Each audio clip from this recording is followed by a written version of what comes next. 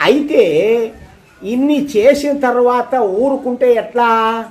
ఆయన ఆ గురువు అన్నాడు, నాయనా నాకు గురుదక్షిణ ఇస్తావా అన్నాడు.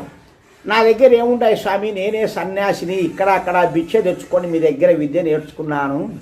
ఏముండాయంటే నాకు కావలసింది డబ్బులు కాదు, దశకం కాదు నాయనా, నేను చెప్పినది మాట వినాలి, నాకు మాట ఇయ్యి అన్నాడు.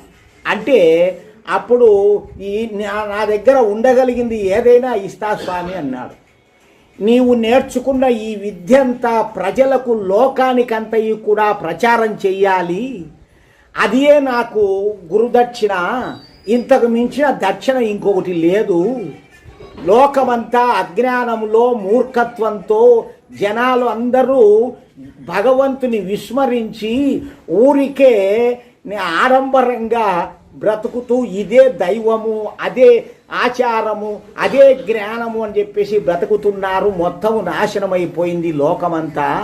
నీవు ఎలాగైనా సరే సమాజం మీదికి పోయి సమాజంలో అక్కడక్కడ అన్ని చోట్ల చెప్పుకుంటూ ఈ గ్రంథాలు వినిపించుకుంటూ ఇదంతా చెయ్యాలి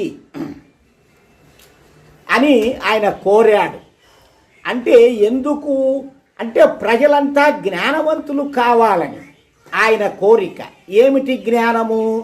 పూర్వము మన ఋషులందరూ కూడా వశిష్ఠుడు, విశ్వామిత్రుడు, వేదవ్యాసుడు, జైమిని మహర్షి, శుక మహర్షి, ఈ ఋషులందరూ కూడా నడిచిన మార్గము ఇదేను, మానవులు నడిచేదంతా ఇదేను.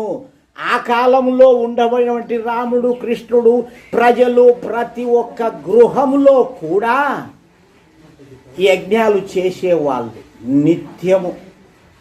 ప్రతి ఒక్కడికి వేద విద్య వచ్చును. ప్రతి ఒక్కరూ కూడా ఏ మంత్రాలకైనా వేద విద్య నేర్చుకున్న వాళ్ళు.